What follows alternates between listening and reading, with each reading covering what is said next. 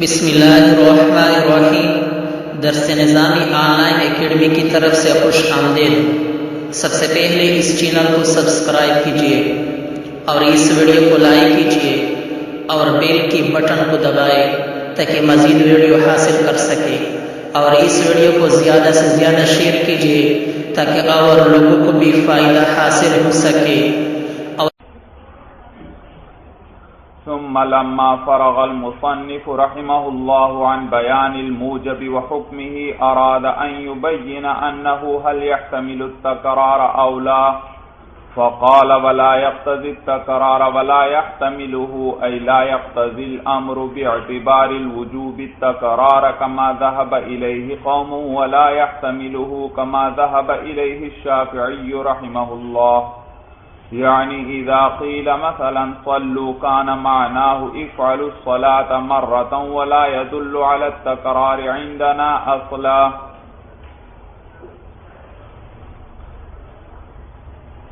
کہتے ہیں بھائی ثم لما فرغ المصنف، جب مصنف رحمہ اللہ فارغ ہوئے عن بیان الموجب وحکمہ، امر کے حکم اور موجب کے بیان سے، یہ عطف تفسیری ہے بھائی، موجب بھی حکم ہی کو کہتے ہیں، پھر واو کے لیے حکم کا لفظ لا کر اس کی تفسیر کر دی۔ پھر جب مصنف رحمہ اللہ فارغ ہوئے بھائی امر کے حکم کے بیان سے، اراد ان یبین، تو ارادہ کیا کہ یہ بیان کریں کہ انہو هل يحتمل التکرار او لا، کہ امر جو ہے وہ تکرار کا احتمال رکھتا ہے یا تکرار کا احتمال نہیں رکھتا۔ بھائی یاد رکھیے یہ بات تو مصنف رحمہ اللہ نے آپ کو بتلا دی کہ امر کا حکم کیا ہے، وجوب ہے، وہ وجوب کے لیے آئے گا۔ اب یاد رکھیے اس امر کے ساتھ کبھی کوئی قرینہ مل جاتا ہے جو تکرار پر دلالت کرتا ہے، اس صورت میں اس امر سے تکرار آئے گا بھائی، یعنی ایک چیز کا بار بار کرنا واجب ہو جائے گا بھائی۔ کیا ہوگا؟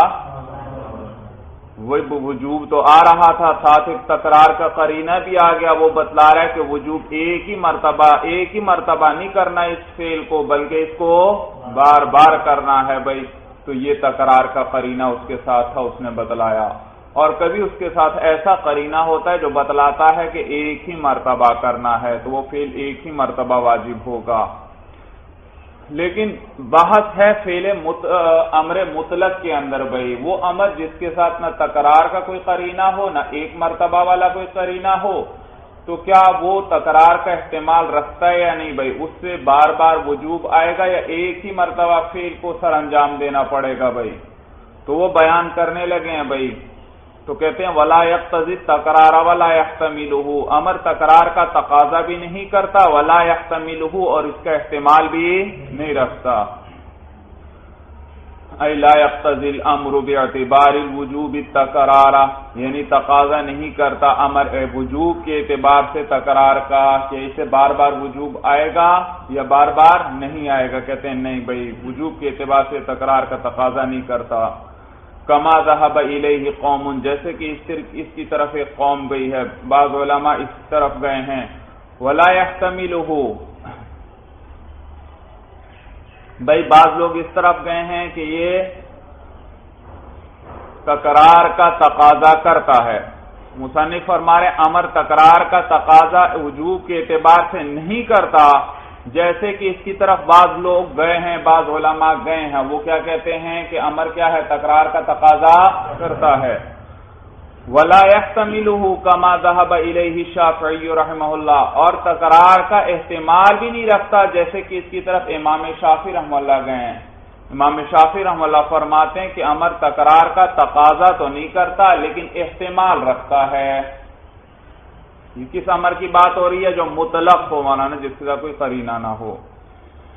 یعنی اذا قیل مثلا، یعنی جب کہا جائے مثال کے طور پر صلو کان معنی ہو، تو اس کا معنی ہوگا افعلوا الصلاۃ مرۃ، فعل کرو نماز کا ایک مرتبہ، نماز کا فعل کرو ایک مرتبہ۔ ولا يدل علی التکرار عندنا اصلا، اور یہ دلالت نہیں کرتا تکرار پر ہمارے نزدیک بالکل بھی بھائی۔ وذهب قوم الى ان موجبہ التکرار، ایک قوم گئی ہے بھائی، یعنی بعض علماء گئے ہیں بھائی اس بات کی طرف کہ اس کا موجب کیا ہے، حکم کیا ہے، تکرار ہے۔ جی دلیل ان کی ذکر کرنے لگے ہیں، لِأَنَّهُ لَمَّا نَزَلَ الْأَمْرُ بِالْحَجِّ، اس لیے کہ جب حج کا حکم نازل ہوا، قال اقرع بن حابس، تو حضرت اقرع بن حابس رضی اللہ تعالیٰ عنہ نے فرمایا، دیکھیے بھائی پہلے حاشیے میں حدیث دیکھ لیجئے بھائی، 1 نمبر حاشیہ ہے میری کتاب میں بھائی۔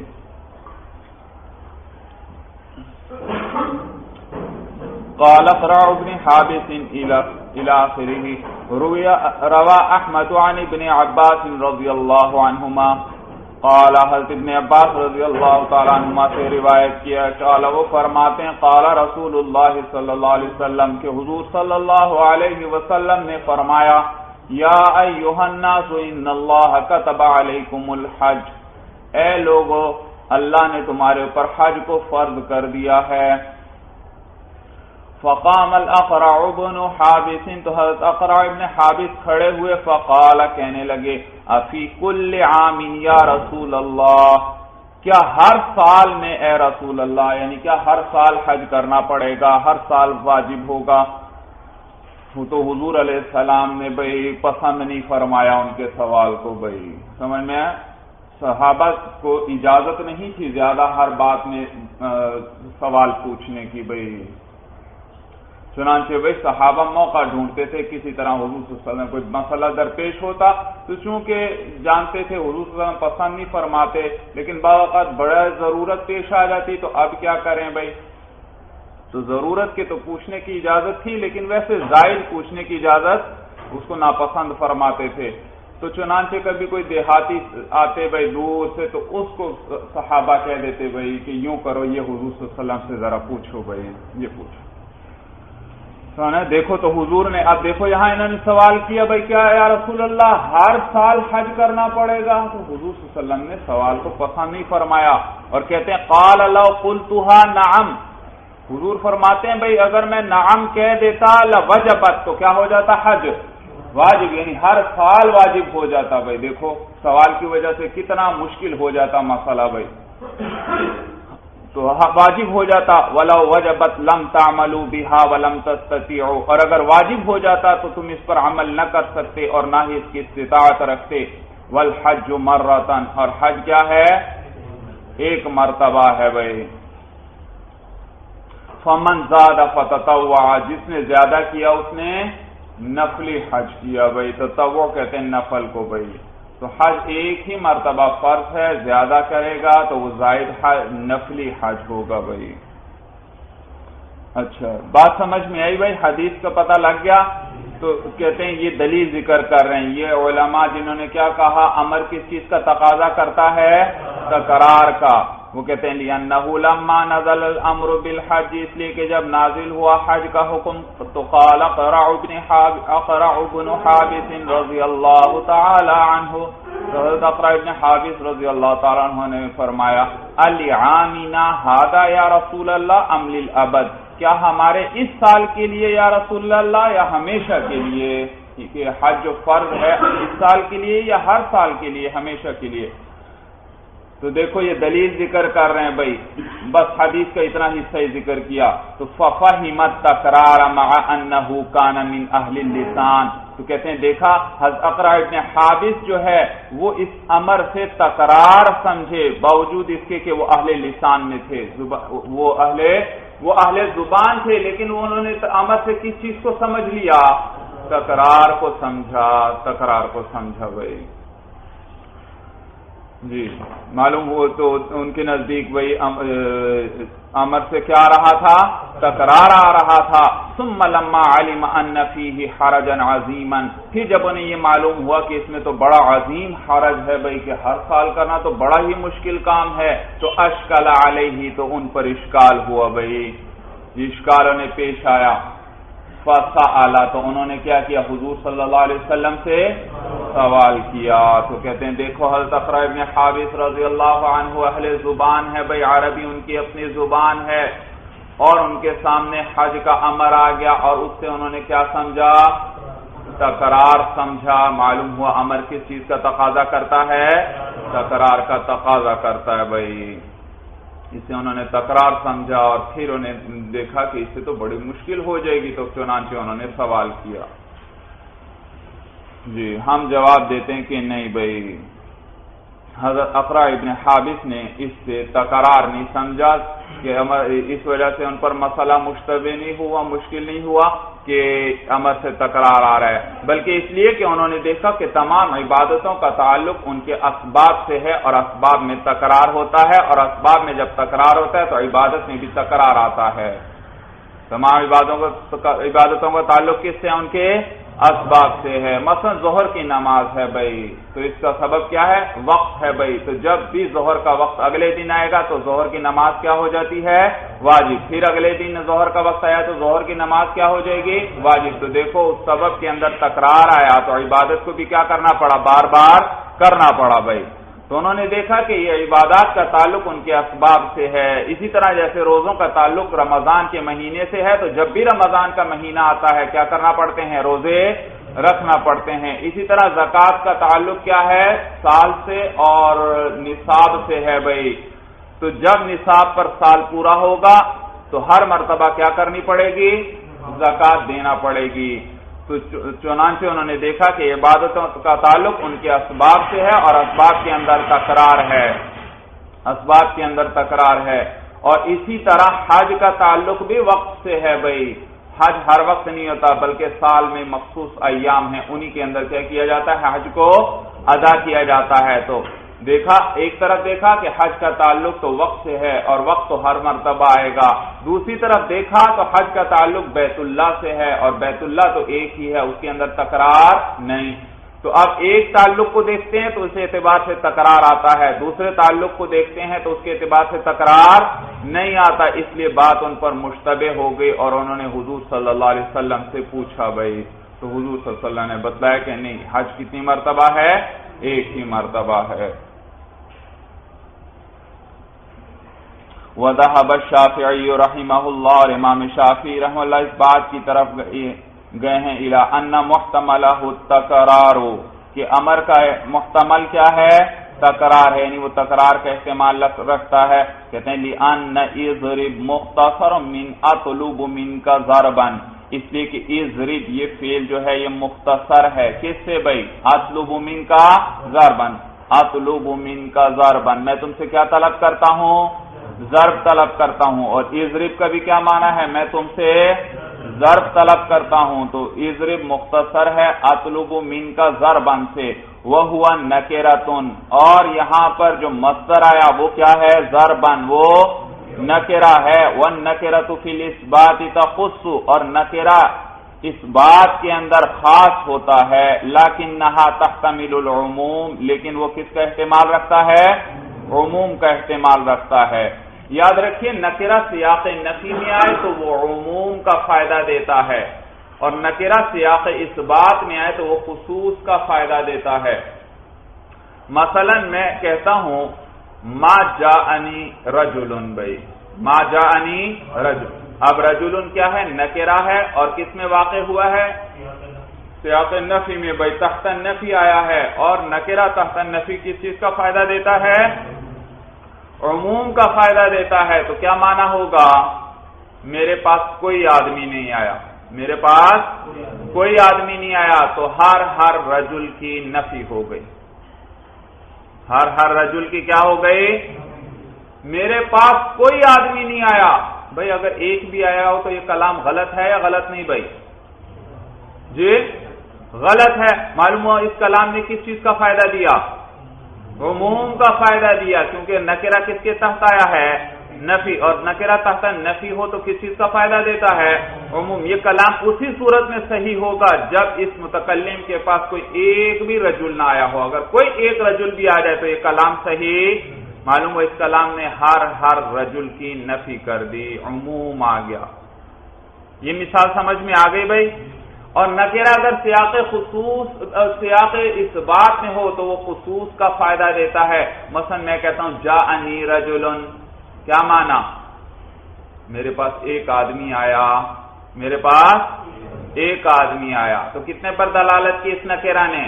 ایک آدمی پر دلالت کی، تو کس چیز کا فائدہ دیا؟ خصوص کا فائدہ دیا۔ یہاں تک بات سمجھ میں آ گئی بھائی؟ لیکن اس میں عموم کا بھی احتمال ہوتا ہے بھائی. مثلا میں یہ کہتا ہوں جانی رجلن کا کیا ترجمہ کیا آپ نے؟ میرے پاس ایک آدمی آیا. اچھا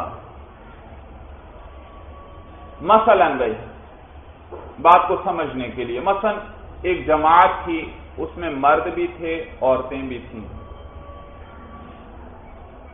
تو میں نے آپ سے پوچھا کیا وہ سارے آپ کے پاس آئے تھے؟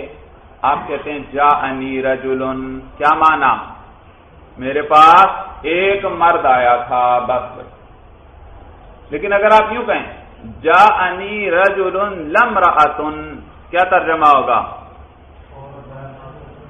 جاءنی رجلن لامرأۃ، میرے پاس رجل آئے تھے، جن سے رجل آئے تھے، جن سے عورت. عموم آ گیا یا نہیں آ گیا بھائی؟ تو یہی نکرہ اب سیاق اس بات میں ہے، وہ خصوص کا فائدہ دیتا ہے، لیکن اس میں عموم کا بھی کیا ہوتا ہے؟ احتمال ہوتا ہے بھائی. تو یہی بات کر رہے ہیں کہ یہاں پر اطلب من کا ضربن، یہ ضربن کیا ہے؟ مصدر ہے، نکرہ ہے. والنکرۃ فی الاثبات تخص، اور نکرہ جو ہے اس بات کے اندر خاص ہوتا ہے. لکنھا تحتمل العموم، لیکن وہ نکرہ احتمال رکھتا ہے عموم کا بھی. فیحمل علیہ بقرینۃ تقترن بہا، تو اس کو پھر اس کو محمول کیا جائے گا بھائی اس عموم پر بھائی. کس پر؟ عموم اور تکرار پر محمول کیا جائے گا. بقرینۃ تقترن، قرینہ نکرہ ہے، نکرہ کے بعد تقترن فعل آیا، اور نکرہ کے بعد فعل آیا تو عموماً اس کے لیے کیا بنتا ہے؟ صفت بنتا ہے. اور اس صورت میں موصوف سے پہلے کیا لفظ لے آتے ہیں اردو میں؟ ایسا. فیحمل علیہ، تو لہذا اس امر کو جو ہے تکرار پر محمول کیا جائے گا یا عموم پر محمول کیا جائے گا. بقرینۃ، ایسے قرینے کی وجہ سے، تقترن بہا، جو اس کے ساتھ ملا ہوا ہے. تو اس کو احتمال رکھتا تھا، قرینہ بھی ساتھ آ گیا، لہذا اب اس سے کیا ثابت ہو جائے گا بھائی؟ امام شافعی رحمہ اللہ فرماتے ہیں کہ امر تکرار کا تقاضا تو نہیں کرتا لیکن احتمال رکھتا ہے. سمجھ میں آئی بات؟ احتمال رکھتا ہے، لہذا جب کوئی قرینہ آ جائے تو یہ کس چیز کا فائدہ دے دے گا؟ تکرار کا فائدہ دے گا بھائی، تکرار کا.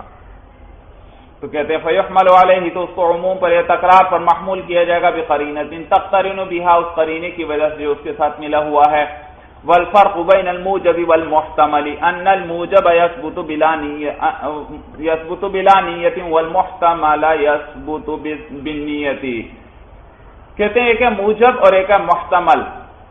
ان دونوں میں فرق یہ ہے کہ موجب وہ ثابت ہوتا ہے بغیر نیت کے، اور محتمل جو ہوتا ہے وہ ثابت ہوتا ہے کس کے ذریعے؟ نیت کے ذریعے. بھائی موجب بمعنی مدلول کے ہے بھائی. کس معنی میں ہے؟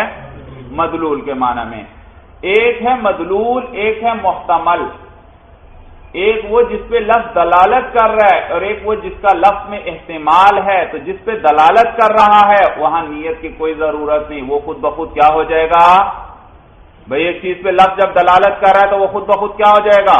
لفظ کے بولتے ہی وہ ثابت ہو جائے گا. لیکن جس کا احتمال ہے وہ خود بخود ثابت نہیں ہوتا، بلکہ اس کے لیے کیا کرنا پڑے گی؟ قرینہ چاہیے. تو نیت کریں گے تو یہ قرینہ آ گیا بھائی، لہذا اب کیا ثابت ہو جائے گا؟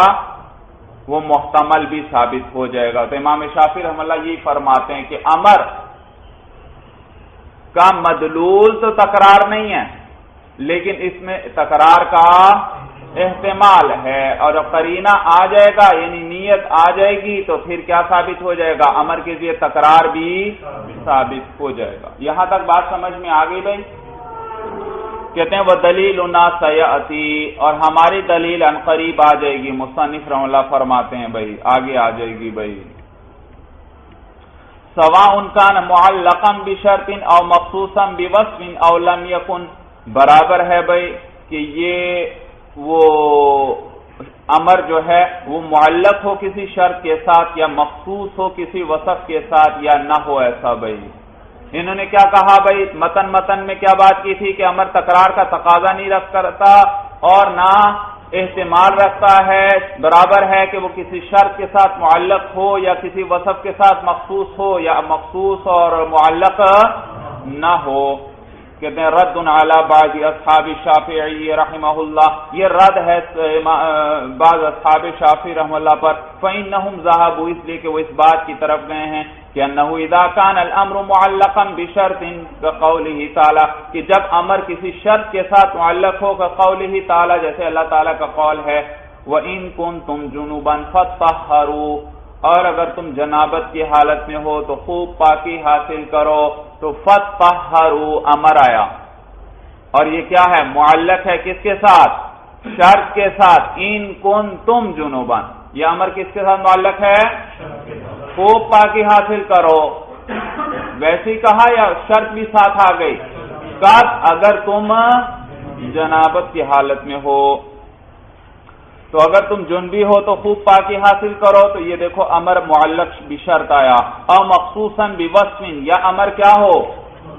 مخصوص بوصف ہو، كقوله تعالی، جیسے اللہ تعالی کا یہ قول ہے السارق والسارقۃ فاقطعوا ایدیہما، چوری کرنے والا مرد اور چوری کرنے والی عورت پس کاٹ دو ان کے دونوں کے ہاتھ۔ بھائی تو یہاں دیکھیے بھائی فاقطعوا امر آیا، کیا آیا؟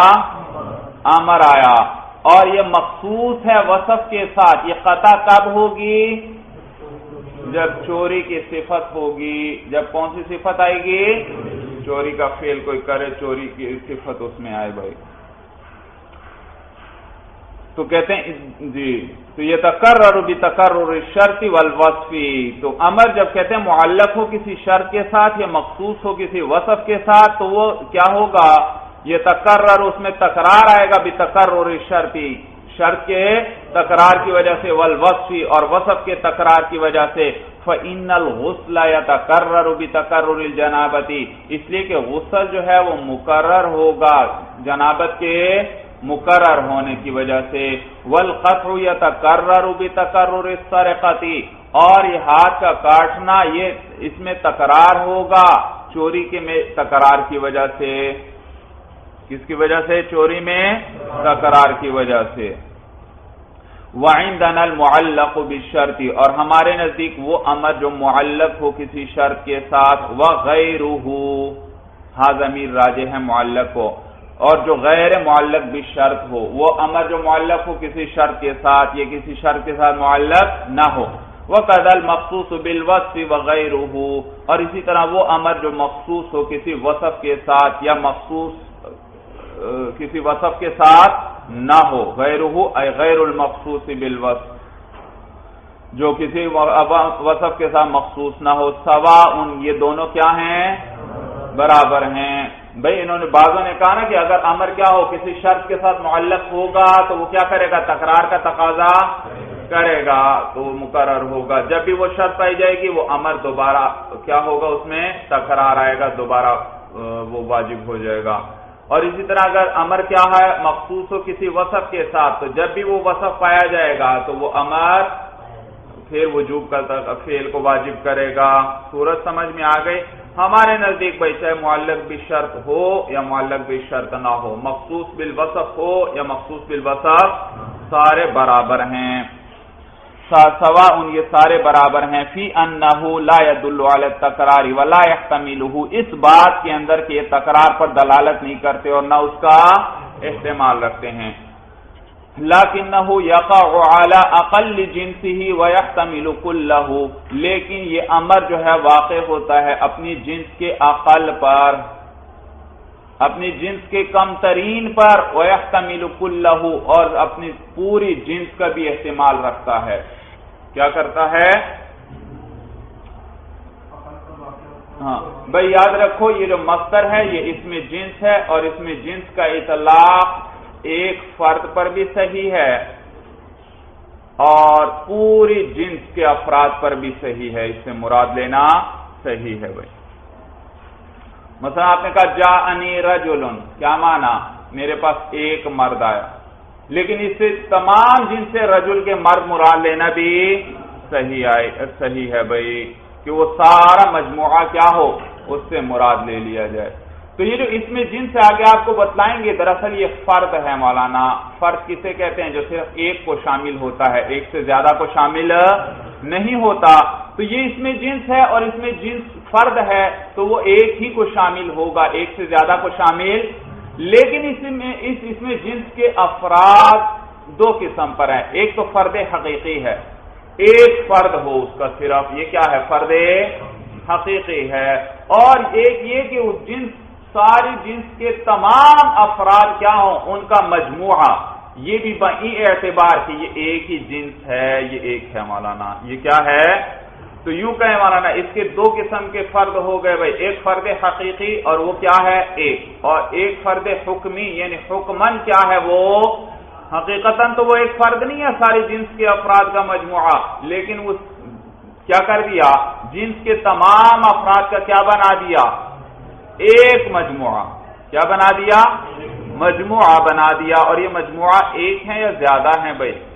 ایک ہی مجموعہ ہے بھائی، ایک ہی جنس ساری مراد ہے، باقی اور کوئی جنس مراد نہیں ہے۔ تو لہذا معلوم ہوا بھائی اس کا اطلاق بھائی کتنے پر ہوتا ہے؟ اس کے فرد، یہ فرد ہے، اور کتنے فرد کتنی قسم پر ہوئے؟ ایک فرد حقیقی اور ایک فرد حکمی۔ فرد حقیقی کیا ہے؟ ایک، اور فرد حکمی کیا ہے؟ اس جنس کے تمام افراد کا مجموعہ۔ یہ بھی کیا ہے؟ فرد حکمی ہے کہ ایک مجموعہ ہے۔ تو یہی بات کر رہے ہیں، کہتے ہیں لیکن امر تکرار کا استعمال تو نہیں رکھتا، لکنہ یقع علی اقل جنسہ ویحتمل کلہ، لیکن وہ واقع ہوتا ہے اپنی جنس کے اقل پر، جنس کے کم ترین پر، اور وہ کیا ہے؟ ایک۔ ویحتمل کلہ، اور پوری جنس کا بھی وہ احتمال رکھتا ہے، یعنی پورا جنس کے افراد کے مجموعے کا بھی بھائی۔ کہتے ہیں استدراک من قولہ، یہ استدراک ہے ماتن کے اس قول سے، ولا یحتملہ، بھائی ماتن نے کیا کہا تھا؟ امر تکرار کا استعمال نہیں رکھتا۔ استدراک کہتے ہیں ما قبل کلام سے جو وہم پیدا ہو، اس وہم کو دور کرنا، یہ کیا کہلاتا ہے؟ استدراک بھائی، استدراک۔ تو یہاں بھی ماتن نے جب کہا کہ امر تکرار کا استعمال نہیں رکھتا، تو سوال پیدا ہوا بھائی کہ پھر تو جب خاوند مثلا اپنی بیوی سے کوئی کہے طلقی نفسکی، تو کیا کر؟ اپنی نفس کو طلاق دے دے، تو یہاں طلقی امر آیا، اور امر جو ہے وہ تکرار کا استعمال نہیں رکھتا، لہذا اس سے کتنی طلاق واقع کر سکتی ہے وہ عورت؟ ایک ہی طلاق واقع کر سکتی ہے۔ لیکن فقہا نے لکھا ہے اگر وہ عورت خامن نے 3 کی نیت کی ہے تو وہ عورت 3 طلاقیں بھی واقع کر سکتی ہے۔ تو بھئی جب امر تکرار کا استعمال نہیں رکھتا اور فقہا فرما رہے ہیں کہ طلقی نفسکی کے لیے اگر خامن 3 کی نیت کر لے تو کیا ہوتا ہے؟ 3 واقع ہو جاتی ہے، حالانکہ 3 کو واقع نہیں ہونا چاہیے۔ تو اس کا جواب دیں گے اب بھائی، اس کا جواب دیا ماتن نے، لیکنہ یقع علی اقل جنسہ ویحتمل کلہ، لیکن وہ امر واقع ہوتا ہے اپنی جنس کے کم ترین یعنی ایک پر، اور احتمال کس کا رکھتا ہے؟ ساری جنس کا۔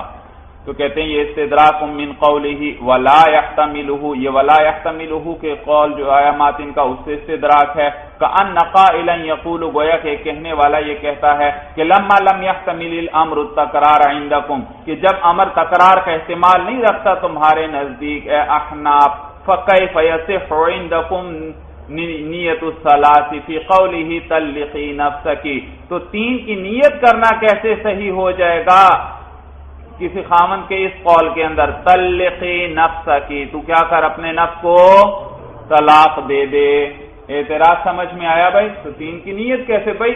نیت تو اس چیز کی صحیح ہوتی ہے جس کا لفظ احتمال بھی رکھتا ہو۔ جب لفظ 3 طلاقوں کا یعنی تکرار کا احتمال ہی نہیں رکھتا تو اس سے 3 طلاقیں کیسے آئیں گی؟ 3 میں تو تکرار ہے، 3 میں تو کیا ہے؟ تکرار ہے۔ اور آپ نے کیا کہا؟ امر تکرار کا استعمال، جب تکرار کا استعمال نہیں رکھتا تو 3 جو ہے اس کو ایک امر کے ذریعے 3 طلاقوں کو کیسے ثابت کرتے ہو تم بھائی؟ یہ تو ثابت نہیں ہونی چاہیے۔ فیقول تو ماتن کہتے ہیں بھائی، کہتے ہیں ماتن نے یہ اس وہم کا جواب دیے اس متن میں. فیقول پس ماتن فرماتے ہیں کہ ان الامر یقع علی اقل جنسہ، کہ امر کیا ہوتا ہے، اسی ماتن کے قول کی تشریح کر رہے ہیں. ماتن یہ کہتے ہیں کہ ان الامر یقع علی اقل جنسہ، کہ امر واقع ہوتا ہے کس پر، اپنی جنس کے اقل پر. وہو الفرد الحقیقی، اور وہ کیا ہے، فرد حقیقی یعنی ایک ہے. ویحتمل کل الجنس، کہ اور احتمال رکھتا ہے پوری جنس کا. وہو الفرد الحکمی، اور وہ کیا ہے، فرد حکمی ہے، یعنی وہ سارا مجموعہ، کہ وہ سارا مجموعہ ایک جنس ہے اجناس میں سے بھائی، وہ فرد حکمی ہے. اور وہ یہاں کیا ہے، ای طلقات الثلاث، یعنی کہ وہ 3 طلاق. بھائی طلاقیں ہیں ہی کتنی، زیادہ سے زیادہ 3 طلاقیں ہیں، تو یہ پوری جنس کا مجموعہ ہو گیا.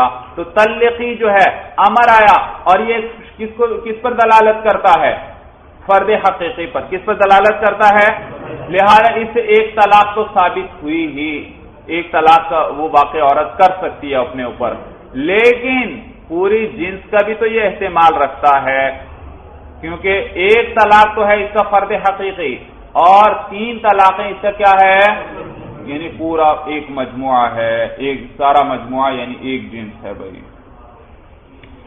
وہ فرد حکمی ہے، یعنی الطلقات الثلاث، یعنی 3 طلاقیں. لا من حیث انہ عدد بل من حیث انہ فرد، اس حیثیت سے نہیں کہ یہ عدد ہے، بلکہ اس حیثیت سے کہ یہ فرد ہے.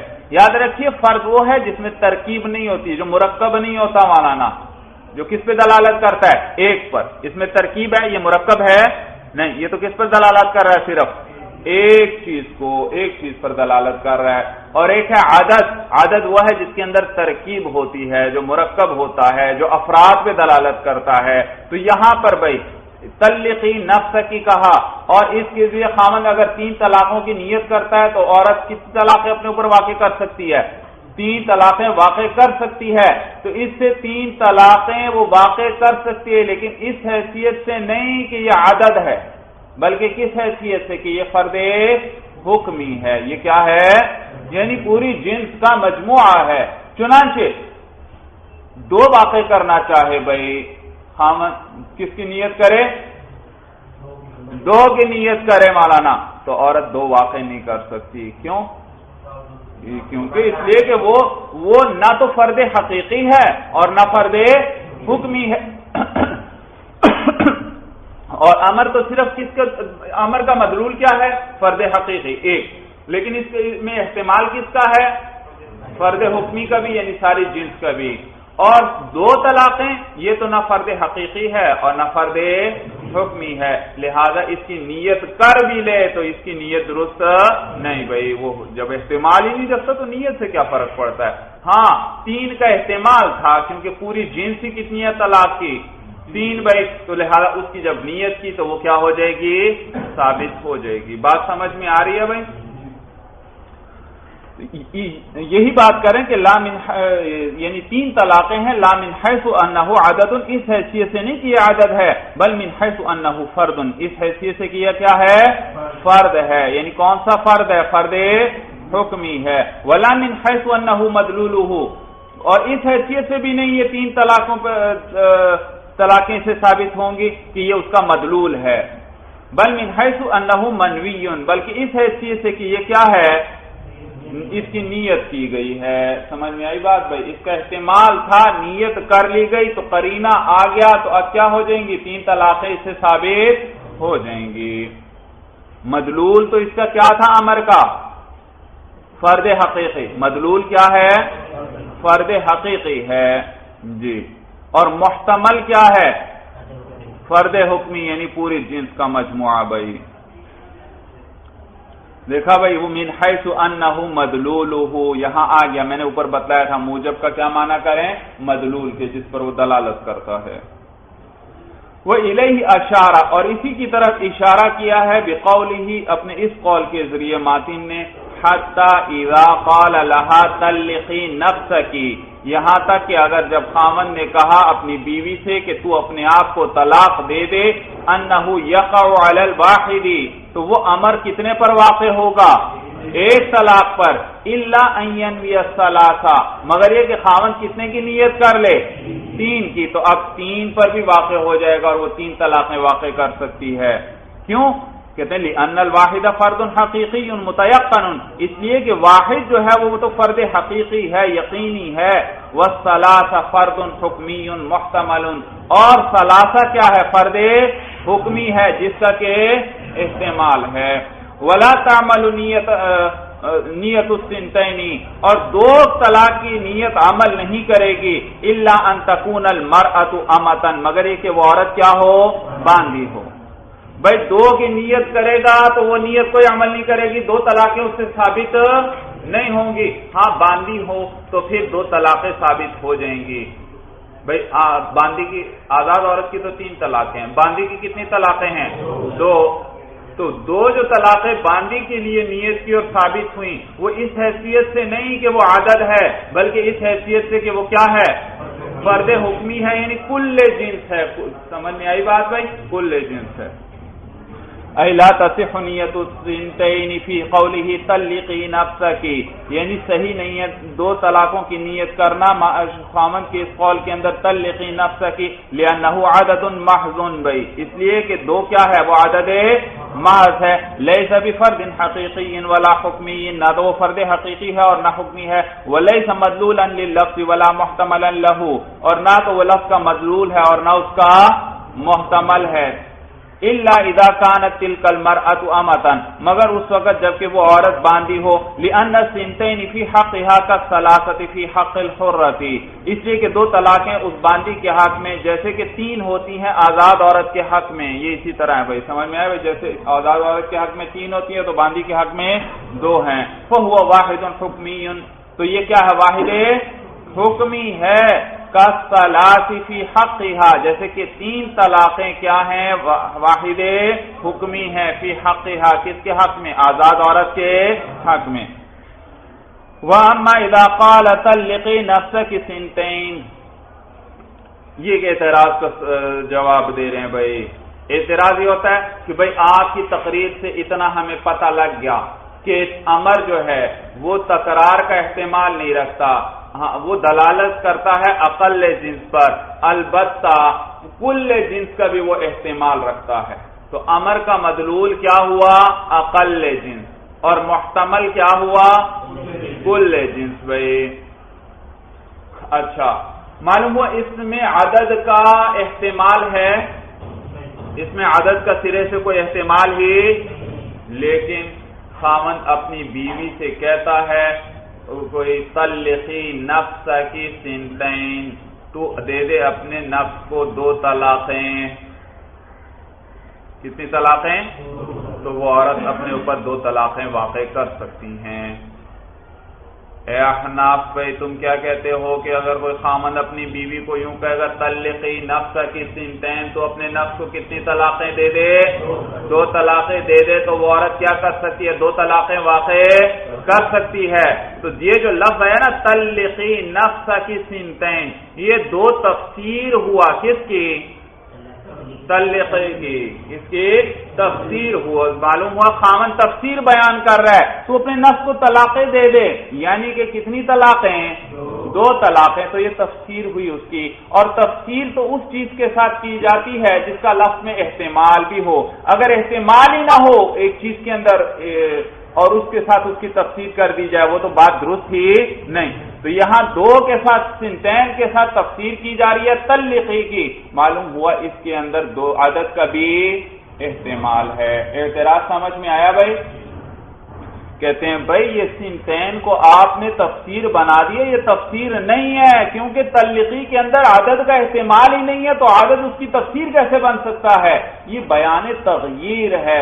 بیان تغییر آپ پڑھ چکے ہیں کہ ایسے لفظ لانا جس کے لیے ماقبل کا حکم کیا ہو؟ بدل جائے، تو یہ بیان تغییر ہے۔ طلقی تو صرف کیا ثابت کر رہا تھا؟ 1 یا 3، لیکن ثنتین نے اس کے حکم کو بدل دیا، اور کتنے اس سے پھر ثابت ہو گئے؟ 2 تھا۔ تو یہ بیان تغییر ہے، تفسیر ہے ہی نہیں، کیونکہ تفسیر تو اس چیز کے ساتھ کی جاتی ہے جس کا ایک لفظ میں احتمال ہو، اور یہاں تو عدد کا سرے سے کوئی احتمال ہی نہیں۔ تو یہ کہہ رہے ہیں وَأَمَّا إِذَا قَالَ طَلِّقِي نَفْسَكِ سِنْتَيْنِ، جب کہا خاوند نے بیوی سے کہ تو اپنے آپ کو 2 طلاقیں دے دے، فَحِينَئِذٍ إِنَّمَا تَقَعُ سِنْتَانِ، تو اس وقت 2 ہی واقع ہوں گی، لِأَجْلِ أَنَّهُ بَيَانُ تَغْيِيرٍ لِمَا قَبْلَهُ، اس لیے کہ یہ بیان تغییر ہے اپنے سے ما قبل کے لیے، لا بیان تفسیر لہو، یہ اس کے لیے بیان تفسیر نہیں ہے، لِأَنَّ طَلِّقِي لَا يَحْتَمِلُ سِنْتَيْنِ، اس لیے کہ تلقی وہ 2 کا احتمال ہی نہیں رکھتا، حتی یکون بیان لہو، کہ یہاں تک کہ یہ سنتین اس کے لیے کیا بن جائے، بیان اور تفسیر بن جائے۔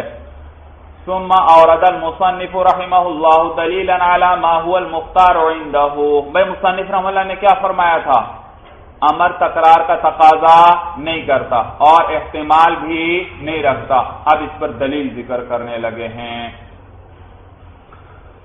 ثم اورد المصنف رحمہ اللہ دلیلا علی ما هو المختار عنده، پھر مصنف لائے ہیں دلیل اس مذہب پر جو ان کے نزدیک پسندیدہ ہے، فقال، تو فرماتے ہیں، دلیل اب ذکر کرنے لگے، امر تکرار کا تقاضا بھی نہیں کرتا اور احتمال بھی کیوں نہیں رکھ سکتے ہیں، لأن صيغة الامر مختصرة من طلب الفعل بالمصدر الذي هو فرد، اس لیے کہ امر کا صیغہ وہ مختصر ہے، کس سے، اس مصدر کے ذریعے طلب فعل سے، الذي هو فرد، جو کہ کیا ہے، فرد ہے۔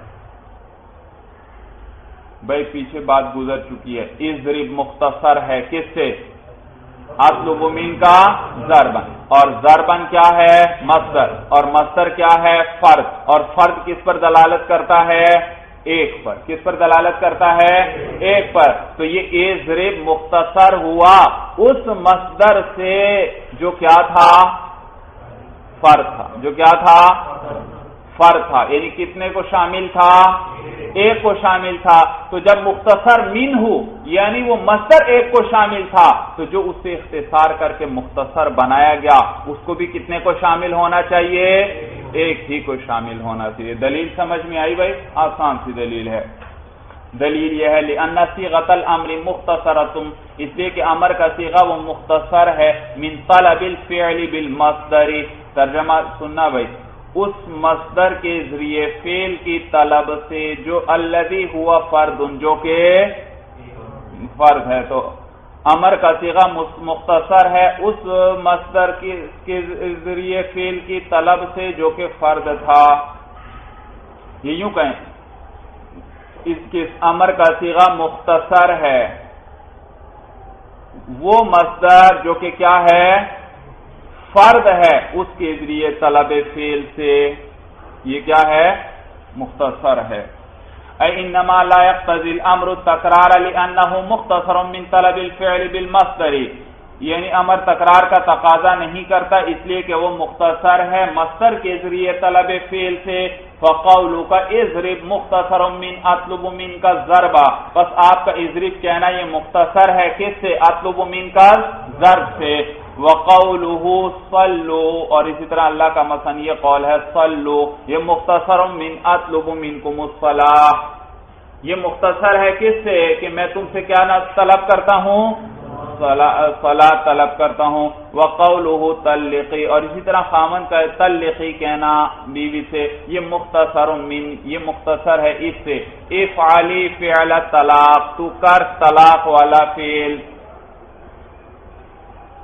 سمجھ میں آیا؟ تو یہ گویا یہ امر کا صیغہ مختصر ہوتا ہے کس سے، اس مصدر سے جس کے ذریعے کیا کیا جا رہا تھا، فعل کو طلب کیا جا رہا ہے، کیا کیا جا رہا ہے، اور وہ مصدر تو کیا ہے، فرد ہے، یعنی ایک سے زیادہ کو شامل، تو جب مختصر منہ ایک کو شامل تھا تو مختصر بھی کس کو شامل ہوگا، ایک، تو کہتے ہیں والمصدر المختصر منہ فرد، اور وہ مصدر جو مختصر منہ ہے یعنی جس سے اختصار کیا گیا ہے، فرد، وہ کیا ہے، فرد ہے، لا يحتمل العدد، وہ عدد کا احتمال نہیں رکھتا، وکیف يحتملہ، اور اس کا احتمال کیسے رکھ سکتا ہے، عدد کا احتمال وہ مصدر کیسے رکھ سکتا ہے، ومعنى التوحد مرعی فی الفاظ الوحدانی، اور توحد کے معنی کی رعایت رکھی گئی ہے واحد کے لفظوں میں، ومعنى التوحد مرعی فی الفاظ الوحدانی، اور توحد یعنی ایک ہونے کا معنی جو ہے افراد کے معنی یکتائی کے جو معنی ہیں مرعیٌ یہ اس میں مفعول ہے، اس کی رعایت رکھی گئی ہے فی الفاظ الوحدانی واحد کے الفاظ میں، مفرد کے الفاظ میں، مفرد کے الفاظ میں افراد کے معنی کی رعایت رکھی گئی ہے۔ وَمَعْنَ التَّوَحُدِ ترجمہ سمجھ میں آ رہا ہے؟ وحدان جمع ہے واحد کی، وَمَعْنَ التَّوَحُدِ ایک ہونے کا معنی جو ہے مرعیٌ اس کی رعایت رکھی گئی ہے فی الفاظ الوحدانی مفرد کے الفاظ میں، یعنی مفرد کے الفاظ مفرد معنی پر ہی دلالت کرتے ہیں۔ رجل کا معنی ایک آدمی ہوتا ہے، دو یا تین آدمی نہیں۔ صورت سمجھ میں آ گئی؟ کتاب کا معنی ایک کتاب ہے، دو یا تین یا چار کتابیں نہیں۔ اسی طرح ہر جو مفرد کا لفظ ہے اس میں کس معنی کی رعایت رکھی گئی ہے؟ افراد کے معنی کی، کہ وہ ایک پر دلالت کرے۔ تو یہاں پر بھی جو مصدر آیا وہ فرد ہے، مفرد ہے، تو اس کا معنی کیا ہونا چاہیے؟ ایک ہی معنی پر اس کی دلالت ہونی چاہیے، ایک فرد پر، دو یا تین افراد پر نہیں۔ لہذا ایک ہی مرتبہ فعل ہو تو فعل کا یہ تقاضا کرنا چاہیے، اس کو دو یا تین دفعہ تقاضا نہیں کرنا چاہیے۔ صورت سمجھ میں آ گئی سب کو؟ تو یہ معنی وَمَعْنَ التَّوَحُدِ مَرْعِیٌّ فِی الْفَاظِ الْوَحْدَانِ، اس لیے کہ افراد کے معنی کی رعایت رکھی گئی ہے مفرد کے الفاظ میں۔ فَالْفِعْلُ الْمُخْتَصَرُ بس وہ فعل جس کو مختصر کیا گیا، منہ کس سے مختصر کیا گیا؟ مصدر سے، اولا وہ زیادہ لائق ہے اللہ يحتمل العدد کہ وہ عدد کا احتمال، جب مصدر خود عدد کا احتمال نہیں رکھتا، مختصر منہ جب عدد کا احتمال نہیں رکھتا تو جو اس سے مختصر کیا گیا وہ بھی عدد کا احتمال نہیں رکھے گا۔ وَبِهَذَا الْقَدْرِ تَمَّ الدَّلِيلُ عَلَى الْأَصْلِ الْكُلِّيِّ اور اس مقدار پر پوری ہو گئی دلیل اصل کلی پر، یعنی وہ جو اصل کلی تھی وہ کلی قانون تھا۔ کیا کلی قانون تھا؟ امر تکرار کا تقاضا نہیں کرتا اور اس کا احتمال بھی، یہ ایک امر کلی تھا، اس پر دلیل تام ہو گئی، پوری ہو گئی۔ بھائی کتنی پیاری دلیل دی بھائی، سنا آپ نے کہ یہ امر اضرب دراصل مختصر کس سے ہے؟ اطلب من کا ضربن، تو یہ اس مصدر سے مختصر ہے، وہ جو ضربن آیا جس کے ذریعے فعل کو طلب کیا جا رہا ہے بھائی، اور ضربن تو ہے فرد بھائی، اور فرد کتنے کو شامل ہوتا ہے؟ ایک کو شامل ہوتا ہے، تو لہذا معلوم ہوا مختصر منہ ایک کو شامل ہے، جس سے اختصار کر رہے ہیں ہم اضرب بنا رہے ہیں وہ کس کو شامل ہے؟ ایک، تو جب وہ ایک کو شامل ہے تو اس سے مختصر کر کے ہم نے ایک صیغہ بنایا، وہ بھی کتنے کو شامل ہونا چاہیے؟ ایک کو بھائی۔ تو معلوم ہوا مصدر عدد کا استعمال نہیں رکھتا، اور کہتے ہیں عدد کا استعمال وہ رکھ بھی کیسے سکتا ہے؟ اس لیے کہ جو واحد کے لفظ ہیں ان کے معنی میں کس کی رعایت رکھی گئی ہے؟ ایک کی رعایت رکھی گئی ہے۔ معنی میں بھی کیا آئے گا؟ ایک کا ہونا ہوگا، معنی میں بھی یکتائی ہوگی، مولانا ایک ہونا ہوگا بھائی، بات سمجھ میں آ گئی؟ ثم قوله وذلك بالفردیت والجنسیت والمثنى بمعزل عنہما بیان للمثال المختص، کہتے ہیں یہاں تک دلیل پوری ہو گئی، پھر آگے جو ماتن کا قول آ رہا ہے وہ بیان ہے للمثال المختص، کس کا بیان ہے جی؟ وہ خاص مثال کا بھائی، جو پیچھے مثال گزری تھی کون سی؟ طلقی نفسہ کی جو مثال گزری تھی، مثال مختص کیا ہے؟ وہ خاص مثال، اس کا بیان کرنے لگے ہیں بھائی۔ تو کہتے ہیں وذالکا، ذالکا کسی اشارہ ہے توحد کی طرف، اور وہ توحد بھائی کیا بات کی انہوں نے کہ واحد کے الفاظ کے اندر کس معنی کی رعایت ملحوظ ہے؟ کس معنی کی رعایت ہے؟ ایک ہونے کی۔ وذالکا بالفردیت والجنسیت، اور یہ جو توحد ہے یہ ایک ہونا فردیت اور جنسیت کے ذریعے ہوگا۔ کس کے ذریعے ہوگا؟ یعنی ایک فرد، یعنی فرد حقیقی مراد لے لیں پھر بھی توحد ہے، فرد حکمی ہم مراد لے لیں پھر بھی کیا ہے؟ توحد ہے۔ بات سمجھ میں آ گئی بھائی؟ تو یہ توحد جو ہے فردیت اور جنسیت کے ذریعے ہوگا. والمثنى بمعزل عنہما، اور تثنیہ ان سے جدا ہے بھائی، اس میں یکتائی نہیں، توحد نہیں. فرد حقیقی میں بھی کیا تھا؟ توحد. فرد حکمی میں بھی کیا تھا؟ توحد تھا. ایک ہونے کا معنی تھا کہ سارا ایک مجموعہ ہے، تو وہاں بھی توحد تھا. فرد حقیقی میں بھی توحد تھا، لیکن تثنیہ وہ تو عدد ہے، وہاں توحد نہیں. لہذا اس کے لیے دو طلاقوں کی نیت کرے تو دو واقع بھی نہیں کر سکتی. تو کہتے ہیں والمثنى بمعزل عنہما، اور تثنیہ ان دونوں سے جدا ہے. تو کہتے ہیں بھائی، تو یہ جو ماتن کا قول ہے بھائی، پیچھے آیا تھا ثم قولہ، یہ تھا مبتدا، اور یہ بیان سمجھ میں، یہ سارا مل کے متن کے ساتھ مل کر بنے گا مبتدا، اور بیان یہ کیا ہے؟ خبر ہے. ماتن کا یہ قول بیان ہے للمثال المختص، اس خاص مثال کی. آنی قولہ طلقی نفس کی، یعنی وہ جو قول گزرا طلقی نفس والا. لأن الطلاق هو الذي يتصف بالجنسیت والفرد الحکمی. اچھا، دراصل یہ ایک اعتراض کا جواب ہے بھائی. اعتراض بھائی، آپ نے کیا کہا کہ توحد کی رعایت کس کے ذریعے ہوگی؟ فرد حقیقی اور فرد، یہی بات کی آپ نے. بھائی فرد حقیقی تو ٹھیک ہے، فرد حکمی کا تو ہمیں پتہ ہی نہیں. فرد حکمی کا کیا معنی؟ تمام افراد کا مجموعہ، یعنی اس فعل کے تمام افراد کا مجموعہ. اور کسی فعل کے تمام افراد کے مجموعے کا تو پتہ ہی نہیں چل سکتا قبل الموت. قبل الموت تمام افراد کے مجموعے کا پتہ ہی نہیں چل سکتا. مثلا نماز کا پڑھنا ہے، اب بھائی ساری عمر میں کتنی نمازیں پڑھے گا بھائی؟ کوئی تمام مجموعے کا علم ہے نہیں. کب پتہ لگے گا؟ موت کے وقت جب نزع کی حالت طاری ہو گئی، اب پتہ لگا آگے یہ نمازیں نہیں پڑھ سکتا. اب جتنی پڑھی تھی یہ ہے جن سے صلاۃ، اس کے لیے یہ کیا ہے؟ جن سے صلاۃ ہے. صورت سمجھ میں آ گئی. اسی طرح بھائی اور بھی کوئی بھی فعل ہو، مثلا اضرب آپ کہتے ہیں، آپ نے کیا کہا؟ اضرب کے ذریعے کیا ہوگا؟ فرد حقیقی اس کا مدلول ہے، اور احتمال رکھتا ہے کس چیز کا؟ فرد حکمی کا. یعنی اس جنس سے ضرب کے تمام افراد، پوری جنس مراد لے لی جائے اس کا مجموعہ، اور پوری زندگی میں وہ کتنی ضرب لگائے گا اس کے مجموعے کا پتہ لگ سکتا ہے. ہاں، عین موت کے وقت پتہ لگے گا کہ اب مزید ضرب واقع نہیں ہو سکتی. معلوم ہو یہ جتنی اب تک واقع ہوئی ہیں وہ کیا ہے؟ جن سے ضرب ہے. تو فرد حقیقی کا تو پتہ لگتا ہے، تو یہ فرد حکمی کا پتہ نہیں لگتا.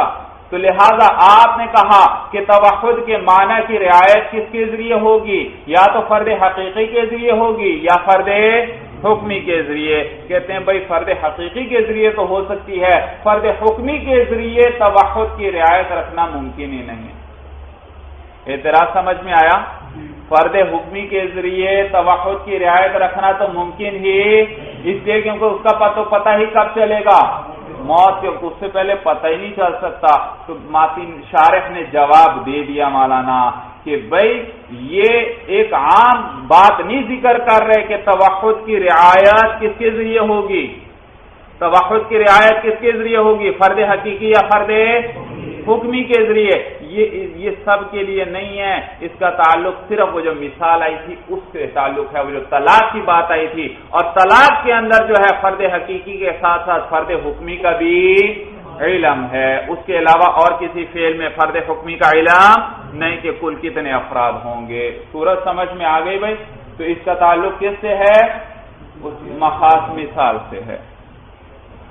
کہتے ہیں لأن طلاق هو الذي يتصف بالجنسیت والفرد الحکمی، اس لیے کہ طلاق وہ ہے جو متصف ہوتی ہے جنسیت کے ساتھ اور فرد حکمی کے ساتھ، ومعزلیت المثنى، اور تسمیہ سے جدا ہونے کے ساتھ.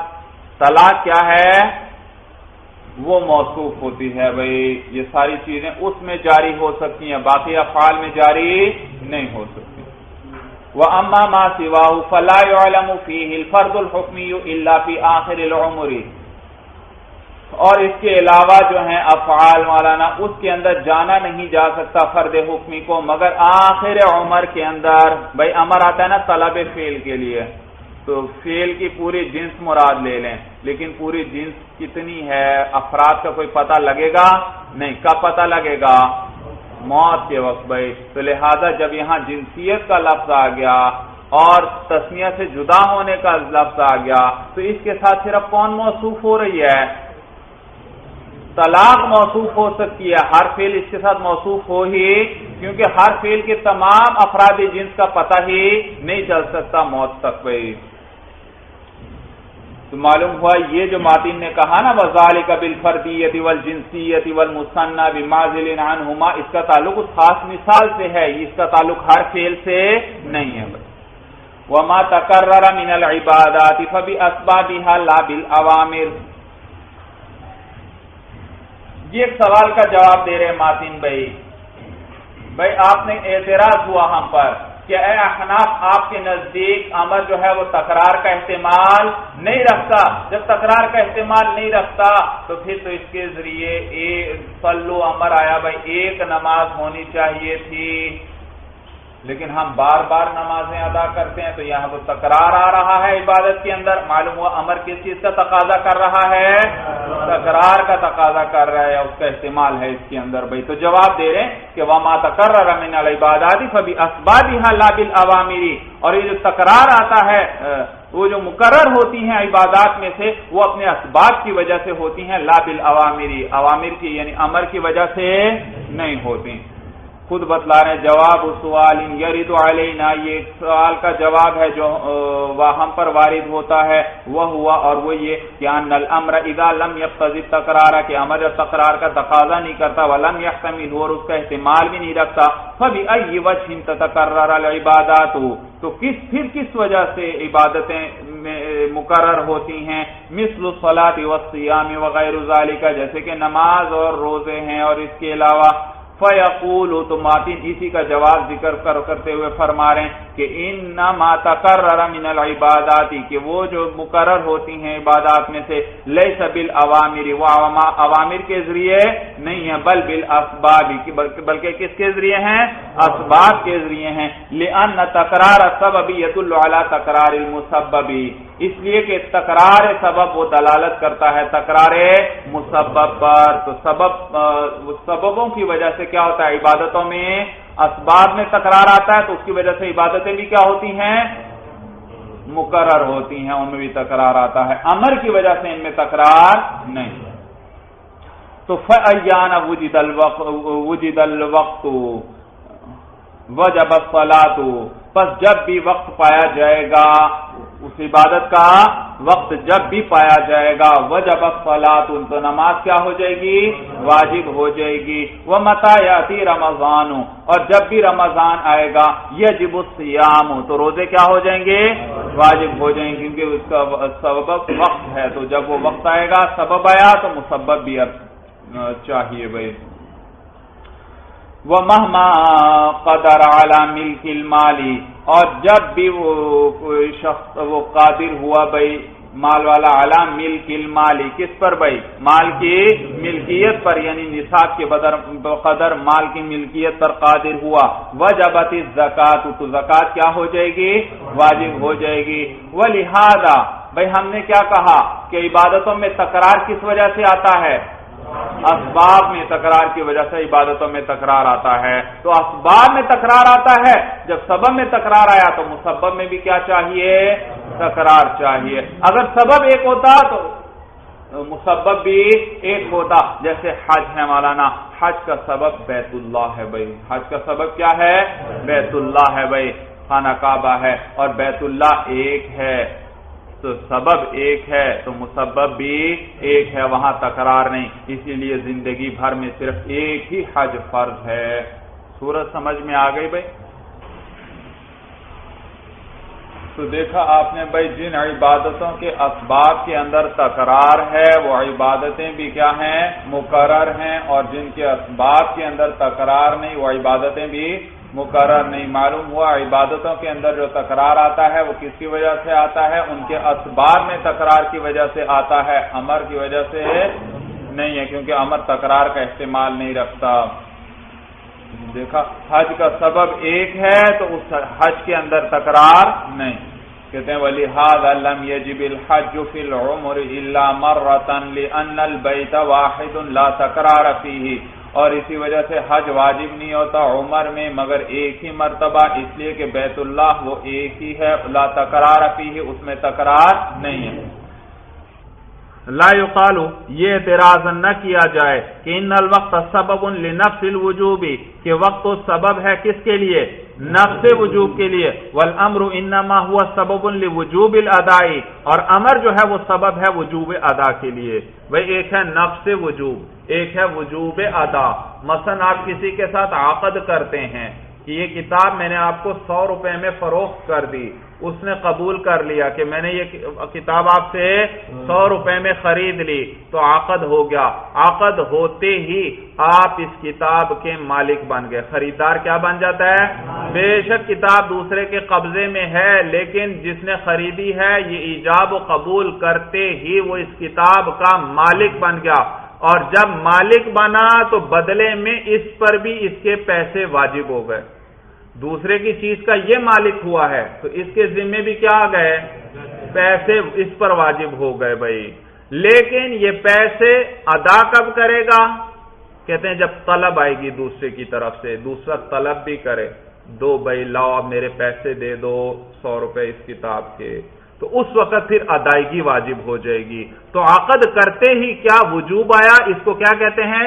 نفس وجوب، اور مطالبے کے بعد ادائیگی واجب ہوئی تو اس کو کہتے ہیں وجوب ادا، ادا بھی واجب ہو گئی، ادائیگی بھی کیا ہو گئی؟ تو ایک ہے نفس وجوب اور ایک ہے وجوب ادا۔ صورت سمجھ میں آ گئی؟ تو عقد کرتے ہی کیا آیا؟ نفس وجوب، اور وجوب ادا کب آئے گا؟ جب مطالبہ ہوگا، امر آئے گا ادی الیہ، کہ مجھے ادا کر دو۔ تو اسی طرح یہاں نماز کا سبب وقت ہے، تو جب بھی وقت آئے گا تو نفس وجوب آ جائے گا۔ ظہر کا جیسے ہی وقت آئے گا فوراً اس ظہر کی نماز انسان پر واجب ہو جائے گی۔ طلب فعل امر کے ذریعے آئے گی، تو امر کے ذریعے وجوب ادا آتی ہے، یعنی طلب آتی ہے اس چیز کی کہ اب اس کو کیا کر دو؟ ادا کرو۔ اس سبب کی وجہ سے جو عبادت تم پر واجب ہو چکی ہے اب اس کو کیا کر دو؟ ادا کر دو۔ تو یہ طلب کس کے ذریعے آئے گی؟ امر کے ذریعے۔ تو سبب کے ذریعے نفس وجوب تو آتا ہے لیکن طلب نہیں آتی۔ طلب کس کے ذریعے آئے گی؟ امر کے ذریعے۔ تو معلوم ہوا کہ جب سبب آیا نفس وجوب تو آ گیا، لیکن طلب آئی؟ طلب نہیں آئی۔ طلب کس کے ذریعے آئے گی؟ امر کے ذریعے۔ تو معلوم ہوا کہ سبب امر سے بے نیاز نہیں، جب بھی سبب ہے ساتھ امر کا ہونا ضرور۔ بھائی اسباب میں تکرار آ رہا ہے لیکن ان سے کیا آتا ہے؟ صرف نفس وجوب، طلب تو نہیں ہے کہ اس کو ادا بھی کرو۔ تو طلب کے لیے کیا ضروری ہے؟ امر۔ تو معلوم ہوا صرف سبب کے اندر تکرار کافی نہیں ہے بلکہ اس کے ساتھ ساتھ امر میں بھی کیا ہونا چاہیے؟ تکرار، امر بھی ساتھ ہونا چاہیے تاکہ طلب بھی آ جائے۔ کیا آ جائے؟ اعتراض سمجھ میں آیا بھائی؟ تو کہ صرف نفس وجوب سے بات نہیں بنتی بلکہ کیا ضروری ہے اس کے ساتھ؟ وجوب ادا، اور وجوب ادا تو کس سے آئے گا؟ امر کے ذریعے آئے گا۔ فرق سمجھ میں آیا نفس وجوب اور وجوب ادا میں؟ تو نفس وجوب اور چیز ہے، وجوب ادا اور چیز ہے۔ تو یہ اعتراض کرنے والا کہتے ہیں یہ اعتراض نہ کرے کہ نفس وجوب سبب کی وجہ سے تو کیا آئے گا؟ نفس وجوب آئے گا، اور وجوب ادا کس کے ذریعے آئے گا؟ طلب یعنی امر۔ طلب کس میں ہے؟ امر میں۔ تو وجوب ادا امر کے ذریعے آئے گی۔ تو معلوم ہوا پھر تکرار آ گیا۔ آج نفس وجوب آیا ظہر کی نماز کا، تو نفس وجوب آیا تو حکم کیا تھا کہ نماز ادا کرو۔ آپ نے کیا کی؟ نماز ادا کر دی۔ اگلے دن پھر ظہر کا وقت آیا تو نفس وجوب آ گیا، تو پھر اسی امر سے پتا چلا کہ کیا کرو؟ نماز ادا۔ اسی امر سے پتا چلا تکرار آ گیا یا نہیں آ گیا؟ تو تو یہ اعتراض کرنے والا اعتراض کرتا ہے کہ بھائی نفس وجوب تو ٹھیک ہے اسباب سے ہے اور ہر مرتبہ نیا سبب آئے گا. آج کے ظہر کا وقت الگ ہے, کل کی ظہر کا وہ الگ ظہر ہے, تو وہ ٹھیک ہے اسباب میں تو تکرار آ رہا ہے, لیکن پھر بھی وجوب ادا کے اندر بھی تکرار, وہاں بھی تو تکرار آ رہا ہے. تو معلوم ہوا امر کس چیز کا تقاضا کر رہا ہے؟ تکرار کا تقاضا کرتا ہے. کہتے ہیں لا یقال, یہ اعتراض نہ کیا جائے کہ ان الوقت سبب لنفس الوجوب, کے وقت جو ہے وہ سبب ہے نفس وجوب کے لیے, والامر انما هو سبب لوجوب الاداء, اور امر جو ہے وہ سبب ہے وجوب ادا کا. فکیف یکون السبب مغنیا عن الامر, تو سبب کیسے بے پرواہ ہو سکتا ہے, بے نیاز ہو سکتا ہے امر سے؟ سبب کے ساتھ کیا چاہیے؟ امر بھی تو چاہیے. تو سبب تو روز آ رہے ہیں اور امر تو وہی ایک ہی ہے, معلوم ہوا اسی سے کیا رہا ہے؟ تکرار. جواب دینے لگے یہ اعتراض نہ کیا جائے, لأننا نقول, اس لیے کیونکہ ہم یہ کہتے ہیں ان عند وجود کل سبب يتكرر الامر تقديرا من جانب اللہ تعالی, اس لیے کہ ہم کہتے ہیں کہ ہر سبب کے پائے جانے کے وقت يتكرر الامر, امر کیا ہوتا ہے؟ مقرر ہوتا ہے, تقدیراً من جانب اللہ تعالی, اللہ کی طرف سے تقدیراً امر آتا ہے. ہر کس وقت بھائی؟ جب بھی سبب پایا جائے گا تو اسے آیا نفس وجوب, اور پھر کیا چاہیے؟ وجوب ادا. تو گویا تقدیراً جب سبب آ گیا تو تقدیراً اللہ کی طرف سے امر بھی آ گیا کہ اب اس عبادت کو ادا کرو, تو اس سے پھر کیا آ جائے گی؟ وجوب ادا آ جائے گی. فکانا تو یہ یوں کہو مولانا کہ جب بھی سبب پایا جائے گا وہ صلو امر پھر ہماری طرف متوجہ ہوا کہ نماز کیا کرو؟ پڑھو, تو دوبارہ وہ پھر ہماری طرف متوجہ ہوا, تو گویا کہ ایک نیا امر آ گیا. فکان تکرار العبادات بتکرر الاوامر المتجددۃ حکما, تو یہ تو عبادتوں کا تکرار ہے, یہ متجدد کا معنی نئے, یہ نئے حکمن نئے عوامر کے تکرار کی وجہ سے ہوگا. کس کی وجہ سے عبادتوں میں تکرار کس کی وجہ سے ہوگا؟ حکمن, جو ہم نے کیا کہا؟ حکمن نیا امر آ گیا, تو یہ حکمن نئے عوامر جو ہیں ان کی وجہ سے کیا ہے؟ عبادتوں میں تکرار ہے. وعند الشافعي رحمه الله تعالى لما احتمل التكرار تملك ان تطلق نفسها سنتين اذا نوى الزوج. کہتے ہیں بیان لخلاف الشافعي رحمه الله في اصل كلي على وجه يتضمن الخلاف في المسألة المذكورة. بھائی دیکھیے ابھی تک انہوں نے کہیں ذکر کیا تھا متن کے اندر کہ امام شافعی رحم اللہ کے نزدیک امر تکرار کا احتمال رکھتا ہے. شرح میں تو آپ نے پڑھا تھا کہ امر کیا ہے؟ تکرار کا احتمال رکھتا ہے, لیکن متن میں کوئی نہیں آیا تھا. تو مصنف کیا کر رہے ہیں؟ اب امام شافعی رحم اللہ کا جو ہمارے ساتھ قانون کلی کے اندر اختلاف ہے اس کو بیان کر رہے ہیں, اور ساتھ ساتھ اس کے ضمن میں وہ جو جزئی مسئلہ گزرا تھا طلاق والا, اس کے اندر بھی اختلاف کو کیا کریں گے؟ بیان. تو امام شافعی رحمہ اللہ جو قانون کلی میں ہمارے ساتھ اختلاف کرتے ہیں اس کو بیان کریں گے کس طریقے پر کہ ساتھ ساتھ اس جزئی مسئلے کے اندر بھی اختلاف کو بھی ذکر کر دیں گے. بھائی یعنی یوں کہ ہمارا اختلاف بھی ساتھ ذکر کر دیں گے کہ ہمارے نزدیک تکرار کا احتمال نہیں رکھتا. امام شافعی رحمہ اللہ کے نزدیک تکرار کا ہمارا اختلاف کس میں ظاہر ہوگا؟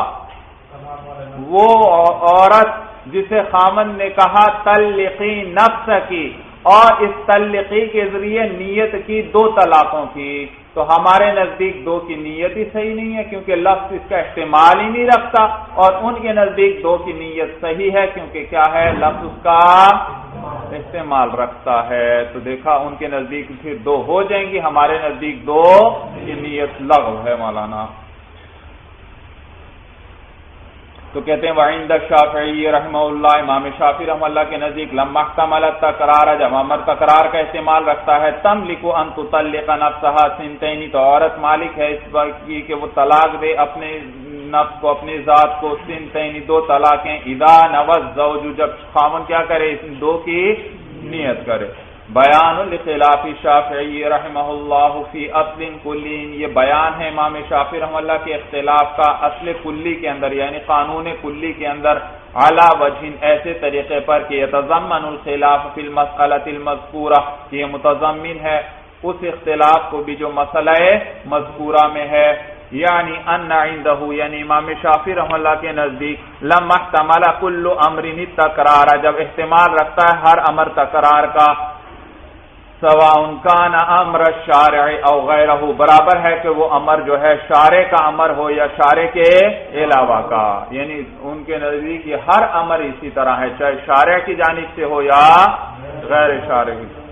تملک المرأۃ، تو مالک ہوگی عورت، فی قولی، خاوند کے اس قول کے اندر، طلقی نفسکی، تو اپنے آپ کو کیا کر، طلاق دے دے۔ تو دیکھو طلقی، یہ کوئی شارع کا امر تو نہیں ہے، یہ تو وہ خاوند کا امر ہے اپنی بیوی کو، لیکن امام شافعی رحمہ اللہ کیا فرماتے ہیں، ہر امر کیا ہے، تکرار کا احتمال رکھتا ہے، تو لہذا چاہے وہ شارع کا حکم ہو چاہے غیر شارع کا، سب میں یہی بات، تو لہذا یہاں بھی اسی طرح دو طلاق کی نیت کرنا صحیح ہے۔ تملک المرأۃ، تو جب وہ احتمال تکرار کا رکھتا ہے تو تملک المرأۃ، تو عورت مالک ہوگی، فی قولہ طلقی نفسکی، خاوند کے اس قول کے اندر طلقی نفسکی کے اندر عورت مالک ہوگی، ان تطلق نفسها سنتین اذا نوى الزوج ذلك، کہ وہ اپنے نفس کو دو طلاقیں دے دے جبکہ خاوند نے اس کی نیت بھی کی ہو، وَإِن لَّمْ يَنْوِ أَوْ نَوَى وَاحِدَةً فَلَهَا أَن تُطَلِّقَ نَفْسَهَا وَاحِدَةً، اور اگر خاوند نے کوئی نیت نہیں کی یا ایک کی نیت کی ہے، فَلَهَا أَن تُطَلِّقَ، تو اس کے لیے جائز ہے کہ وہ طلاق دے اپنے آپ کو ایک ہی، تو پھر ایک ہی دے سکتی ہے بھائی۔ ثم اورد المصنف رحمہ اللہ بتقریب بیان الامر بیان اسم الفاعل لاشتراکہما فی عدم احتمال التکرار، تقریب کا معنی یہاں مناسبت کے ہیں بھائی، پھر مصنف لے کر آئے ہیں امر کے بیان کی مناسبت کی وجہ سے، کس چیز کو لے کر آئے ہیں، بیان اسم الفاعل، اس میں فاعل کے بیان، بھائی امر کے بیان کی مناسبت کی وجہ سے، کہ امر کے کیا ہے، اس کی مناسبت ہے کس کے ساتھ، اس میں فاعل کے ساتھ، تو اس کی مناسبت سے وہ لائے ہیں اس میں فاعل کا بیان، لاشتراکہما فی عدم احتمال التکرار، بوجہ دونوں کے شریک ہونے کے، تکرار کا احتمال نہ رکھنے میں، کہ دونوں شریک ہیں تکرار کا احتمال نہ رکھنے میں، تو اس کی اس کے ساتھ مناسبت ہے بھائی، اس لیے اس کو لے کر آئے ہیں۔ ثم اورد المصنف رحمہ اللہ بتقریب بیان الامر بیان اسم الفاعل لاشتراکہما فی عدم احتمال التکرار، پھر لے کر آئے ہیں مصنف بتقریب بیان الامر، امر کے بیان کی مناسبت سے مصنف لے کر آئے، امر کے بیان کی مناسبت سے کیا لے کر آئے، بیان اسم الفاعل، اس میں فاعل کا بیان لے کر آئے، بھئی کیا مناسبت ہے، لاشتراکہما فی عدم احتمال التکرار، بوجہ دونوں کے شریک ہونے اس چیز کے اندر کہ دونوں تکرار کا احتمال، جیسے امر تکرار کا احتمال نہیں رکھتا ہمارے نزدیک، اسی طرح اس میں فاعل، جیسے اضرب میں استعمال نہیں تھا تکرار کا، اسی طرح ضاربن کے اندر بھی تکرار کا احتمال نہیں۔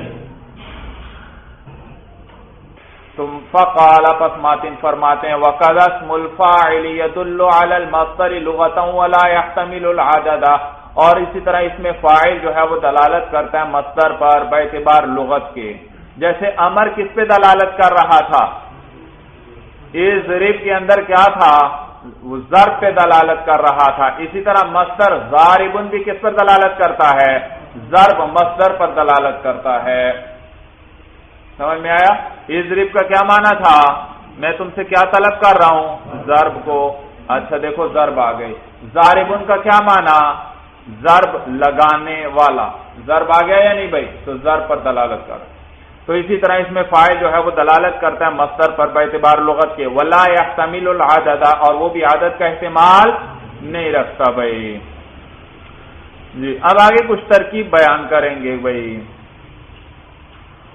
کہ وجہ تشبیہ وغیرہ کس ترکیب میں کیا بنتی ہے، کہتے ہیں فقولہ یدل، یہ جو یدل ماتن کا قول ہے یہ بیان لوجہ تشبیہ، یہ وجہ تشبیہ کا بیان ہے، یہ کس چیز کا بیان ہے، انہوں نے کہا نا اسی طرح ہے اس میں فاعل، یعنی کس کی طرح ہے؟ امر کی طرح ہے۔ کس کی طرح ہے؟ امر کی طرح ہے کہ یہ دلالت کرتا ہے کس پر؟ مصدر پر باعتبار لغت کے۔ جیسے کون دلالت کرتا تھا؟ امر دلالت کرتا تھا مصدر پر لغت کے اعتبار سے۔ ولا يحتمل، اس کا عطف اسی یدلو پر ہے، ولا يحتمل العدد، اور یہ اس میں فاعل عدد کا احتمال نہیں رکھتا، جیسے کہ امر جو ہے وہ عدد کا احتمال نہیں رکھتا۔ تو یہ دلو کے لیے کیا بیان کر رہے ہیں؟ وجہ تشبیہ، کس چیز میں مشابہت ہے بھائی؟ تو اس کے لیے وجہ تشبیہ ذکر کر رہے ہیں بھائی، ولا يحتمل عطف علیہ، اور اس تو یدل بیان ہے وجہ تشبیہ کا، اور لا يحتمل کا اسی پر کیا ہے؟ عطف ہے۔ تو یہ بھی کیا ہوئی؟ وجہ تشبیہ ہوئی۔ تو دو وجہ تشبیہ آ گئی بھائی۔ وفی بعض النسخ لا يحتمل بدون الواو، اور بعض نسخوں کے اندر بھائی اس کتاب کے بعض نسخوں میں لا يحتمل بدون الواو، لا يحتمل آیا ہے بغیر واو کے، یہاں پر تو آیا نا ولا يحتمل، بعض نسخوں میں کیا آیا؟ لا يحتمل۔ تو کہتے ہیں فیکون ہوا بیان وجہ تشبیہ، تو اس صورت میں یہ کیا ہوگا؟ وجہ تشبیہ کا بیان ہوگا۔ وقولہ یدل، اور اس سے پہلے جو یدل آیا وقع حالا، وہ کیا واقع ہوگا؟ حال بن کر واقع ہوگا۔ صورت سمجھ میں آ گئی بھائی؟ تو یہ لا يحتمل ہوا وجہ، یہ ہو جائے گی وجہ تشبیہ، اور یدل اس سے کیا بن جائے گا؟ اس کے اندر جو ضمیر ہے اس سے کیا بنے گا؟ حال بنے گا۔ سمجھے؟ کیونکہ صاحب کافیہ کے نزدیک حال کس کی حالت بیان کرتا ہے؟ فاعل یا مفعول یا دونوں کی۔ سمجھ میں آیا؟ تو وقذ اسم الفاعل، تو اس میں فاعل عبارت میں ترکیب میں فاعل تو نہیں واقع ہو رہا، مفعول بھی واقع نہیں ہو رہا، ہاں آگے لا يحتمل کے اندر ایک ضمیر ہے جو اسی اس میں فاعل کو راجع ہے۔ کس کو راجع ہے؟ ہاں، اور وہ ضمیر فاعل ہے، تو اس سے کیا کریں گے؟ اس کو حال بنا دیں گے۔ کیا کریں گے؟ حال بنا دیں گے۔ تو یہ حال کی حالت بیان ہوئی۔ دیکھو اب حال بناؤ، ذرا پہلے ترجمہ دیکھ لو۔ اور اسی طرح اس میں فاعل جو ہے لا يحتمل العدد، وہ عدد کا احتمال نہیں رکھتا اس حال میں کہ يدل على المصدر لغتاً، کہ وہ کیا کرتا ہے؟ دلالت کرتا ہے مصدر پر باعتبار لغت کے۔ تو کہتے ہیں وقولہ یدل وقع حالا، یہ حال واقع ہوگا، اے کاسم الفاعل لا يحتمل العدد، اسی طرح اس میں فاعل جو ہے وہ احتمال عدد کا نہیں رکھتا، حال کونہ یدل علی المصدر لغتاً، اس حال میں کہ یہ دلالت کرتا ہے مصدر پر باعتبار لغت کے۔ فهو احتراز عن اسم الفاعل الذي يدل عليه اقتضاءً، تو اس کے ذریعے احتراز ہوا اس اسم فاعل سے جو دلالت کرتا ہے مصدر پر اقتضاءً۔ اس کے ذریعے کس سے احتراز ہوا؟ بھائی ماتن نے جو قید لگائی نا لغتاً، باعتبار لغت کے، یہ کس پر دلالت کر رہا ہے؟ مصدر پر۔ تو باعتبار لغت کے یہ مصدر پر دلالت کرتا ہے، تو لغت کی قید کے ذریعے اس اسم فاعل کو نکال دیا جو مصدر پر دلالت کرتا ہے اقتضاءً، تقاضے کے اعتبار سے۔ کس اعتبار سے؟ تقاضے کے اعتبار سے۔ مثلا ایک شخص ہے، وہ اپنی بیوی سے کیا کہتا ہے؟ انت طالقن، تو طلاق والی ہے۔ فقہا لکھتے ہیں کہ اس سے طلاق ہو جائے گی۔ کیا ہو جائے گی؟ تو طلاق والی ہے، یہ خبر ہے، خبر۔ یہ تو نہیں کہا میں نے تجھے طلاق دے دی، بلکہ کیا کہا؟ تو طلاق والی ہے۔ تو فقہا کیا لکھتے ہیں؟ اس سے کیا ہو جائے گی؟ طلاق ہو جائے گی۔ کیوں؟ کہتے ہیں اس لیے کیونکہ خاوند بیوی کو کہہ رہا ہے کہ تو طلاق والی ہے، اور خبر دے رہا ہے، اور یہ خبر تبھی صحیح ہو سکتی ہے، بیوی طلاق والی تبھی ہو سکتی ہے جب پہلے خاوند نے اس کو طلاق دی ہو۔ اگر خاوند نے طلاق نہ دی ہو تو یہ طلاق والی ہے نہیں۔ تو لہذا انت طالقن، اس سے پہلے ایک تطلیق ماننا پڑے گی۔ کیا ماننا پڑے گی؟ طلق یطلق، تطلیق کا معنی ہے طلاق دینا۔ اس سے پہلے کیا ماننا پڑے گی انت طالقن سے؟ طلاق کا دینا ماننا پڑے گا آپ کو کہ خامن نے کیا کیا ہے، بیوی کو طلاق دی ہے، اسی لیے اب وہ خبر دے رہا ہے انتی طالقن۔ بھائی صورت سمجھ میں آ گئی؟ تو انتی طالقن نے بھی ایک مصدر پر دلالت کی، اور وہ کون سا مصدر ہے؟ تطلیق، کہ وہ اس سے پہلے پایا جائے، اس سے پہلے خامن نے طلاق دی ہو تو پھر یہ انتی طالقن ہو سکتی ہے، ورنہ نہیں۔ تو یہ انتی طالقن سے تطلیق، اس سے پہلے ایک تطلیق ہمیں سمجھ میں آ گئی کہ اس سے پہلے ایک تطلیق ہوئی ہے، خامن نے طلاق دی ہے، اور یہ تطلیق ہمیں باعتبار لغت کے سمجھ آئی یا باعتبار اقتضاء کے سمجھ میں آئی؟ باعتبار اقتضاء، لغت کے اعتبار سے نہیں۔ بھائی عربی زبان جاننے والا کبھی بھی نہیں بتا سکتا کہ اس سے پہلے تطلیق ہے، ہاں، لیکن یہ انتی طالقن جب خامند کہہ رہا ہے، اور کس کو کہہ رہا ہے؟ اپنی ہی بیوی کو کہہ رہا ہے کہ تو کیا ہے، طلاق والی ہے، اور یہ تبھی صحیح ہو سکتی ہے، وہ طلاق والی تبھی ہو سکتی ہے جب خامند نے پہلے اس کو کیا دی ہو، طلاق دی ہو۔ تو معلوم ہوا اس سے پہلے کیا ماننا پڑے گا؟ تطلیق۔ یہ انتی طالقن تقاضا کر رہا ہے، خامند کی یہ لفظ تقاضا کر رہے ہیں کہ اس سے پہلے کیا ہے، تطلیق ہے، یعنی خامند نے بیوی کو طلاق دی ہے۔ تو یہ جو تطلیق ماقبل میں مصدر کو ماننا پڑا، یہ ثابت ہے کس اعتبار سے؟ اقتضاء۔ تو انتی طالقن، یہ طالقن نے تطلیق پر دلالت کی، لیکن باعتبار لغت کے یا باعتبار اقتضاء کے؟ باعتبار اقتضاء کے۔ تو ماتن نے اوپر قید لگا دی لغتاً، لغت کے اعتبار سے دلالت کرے، اقتضاء کے اعتبار سے دلالت، تو یہ اقتضاء والی صورت کو نکال دیا۔ بھائی کس اعتبار سے کرے؟ لغت، عربی زبان کے اعتبار سے دلالت کرے۔ بھائی تو لہذا طالقن ایک تو طلاق پہ دلالت کر رہا ہے، بھائی طالقن طلاق، طالقن دو طلاقوں پہ دلالت کر رہا ہے، ایک باعتبار لغت کے اور ایک باعتبار اقتضاء کے۔ باعتبار لغت کے طالقن کا کیا معنی؟ طلاق والی، تو طلاق مصدر ہے یا نہیں؟ اچھا، ضاربن کا کیا معنی؟ ضرب والا، تو دیکھا مصدر آ گیا۔ بھائی صورت سمجھ میں آ گئی؟ تو طالقن نے ایک طلاق پر دلالت کی، وہ طلاق ہے لغت کے اعتبار سے، طالقن کا معنی طلاق والی، اور طلاق کیا ہے؟ مصدر۔ اور ایک اس طالقن نے تطلیق پر دلالت کی، تو ہماری مراد وہ تطلیق والی مصدر مراد نہیں ہے، بلکہ کون سا مصدر مراد ہے؟ جس پر لغت کے اعتبار سے یہ دلالت کر رہی ہے طلاق۔ بھائی صورت سمجھ میں آ گئی؟ بھائی تو کہتے ہیں یہ فہوا، یہ جو لغتاً کی قید ہے، احتراز عن اسم الفاعل الذي يدل عليه اقتضاء، یہ احتراز ہے اس اسم فاعل سے جو دلالت کرتا ہے علیہ، کس پر؟ مصدر پر، اقتضاء، کس اعتبار سے؟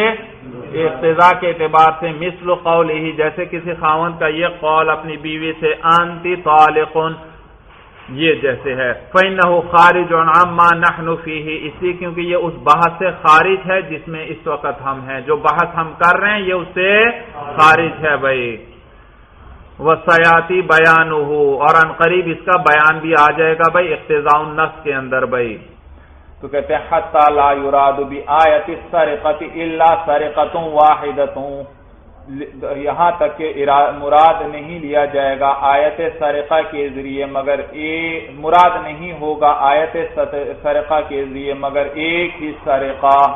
کیا مراد ہوگا؟ قرآن میں اللہ کیا فرماتے ہیں؟ السارق والسارقۃ فاقطعوا ایدیہما، تو السارق والسارقۃ کون سے صیغے آئے؟ اس میں فاعل، اور اس میں فاعل کیا کرتا ہے؟ کس پر دلالت کرتا ہے؟ مصدر پر دلالت کرتا ہے، اور مصدر کیا ہے؟ فرد ہے، اور تو اس کے کتنے فرد کتنی قسم پر ہے؟ پھر دو قسم پر، ایک فرد حقیقی اور ایک فرد حکمی۔ تو فرد حقیقی تو یقینی ہے، فرد حکمی کا کیا ہے؟ احتمال ہے، اور فرد حقیقی کیا ہے؟ تو السارق والسارقۃ نے کتنے پر دلالت کی بھائی؟ کتنی چوریوں پر؟ ایک ہی چوری پر دلالت کی، ساری جن سے چوریاں مراد نہیں لے سکتے، اس لیے کیونکہ ان کا پتہ تو کب چلے گا؟ آخر عمر میں پتہ چلے گا۔ تو اگر وہ مراد نہیں تو اس کا مطلب ہے آخر عمر میں کیا کرو، جب کیا کیا جائے گا؟ اس کا ہاتھ کاٹا جائے گا، اور یہ تو بالاجماع باطل ہے۔ سمجھ میں آیا بھائی؟ تو لہذا السارق میں نے کس مصدر پر دلالت کی؟ سرقہ پر، اور سرقہ سے کیا کتنے سرقہ مراد لیں گے؟ ایک ہی، یعنی فرد حقیقی ہی یہاں مراد لے سکتے ہیں، فرد حکمی مراد نہیں لے سکتے۔ تو کہتے ہیں حتی لا یراد بآیت السرقۃ الا سرقۃ واحدہ، یہاں تک کہ مراد نہیں ہوگا آیت سرقہ کے ذریعے مگر ایک ہی سرقہ، وبالفعل الواحد نیز، ہاں بالفعل تو ایک سرقہ مراد ہوا، وبالفعل الواحد لا تقطع الا يد واحدۃ، اور ایک ہی فعل کی وجہ سے نہیں کاٹا جائے گا مگر ایک ہی ہاتھ، وہی ایک فعل کے ذریعے ایک ہی ہاتھ کاٹا جائے گا۔ تفریع علی عدم احتمال اسم الفاعل تکرارا، یہ تفریح ہے مولانا کس بات پر؟ کہ اس میں فاعل تکرار کا احتمال نہیں رکھتا۔ وَإِلزَامٌ عَلَى الشَّافِعِيِّ رَحِمَهُ اللَّهُ فِيمَا ذَهَبَ إِلَيْهِ، اور یہ الزام ہے امام شافعی رحمہ اللہ پر، فِيمَا ذَهَبَ إِلَيْهِ، اس میں جس کی طرف وہ گئے ہیں، یعنی ان کے مذہب میں، ان کے مذہب پر کیا ہے؟ الزام ہے، یعنی ان پر، یعنی ان کے خلاف استدلال کیا جا رہا ہے، ان پر اعتراض ہے۔ بیان اس کا یہ ہے کہ ان شافعی رحمہ اللہ یقول، امام شافعی رحمہ اللہ فرماتے ہیں ان السارق تقطع یده الیمنی اولا، کہ چوری کرنے والا جو ہے پہلے اس کے دائیں ہاتھ کو کاٹا جائے گا، پھر اگر وہ چوری کر لیتا ہے تو ثم رجلہ الیسری، پھر اس کے بائیں پاؤں کو کاٹ دیا جائے گا، ثانیاً دوسری مرتبہ، پھر اگر وہ چوری کر لیتا ہے بعد میں ثم یدہ الیسری، پھر اس کے بائیں ہاتھ کو کاٹا جائے گا، ثالثاً تیسری مرتبہ میں، پھر وہ چوتھی مرتبہ اس نے چوری کی اور پکڑا گیا تو ثم رجلہ الیمنی رابعاً، تو پھر اس کے دائیں پاؤں کو کاٹ دیا جائے گا چوتھی مرتبہ، لقولہ علیہ السلام، حضور علیہ السلام کے اس قول کی وجہ سے، من سرق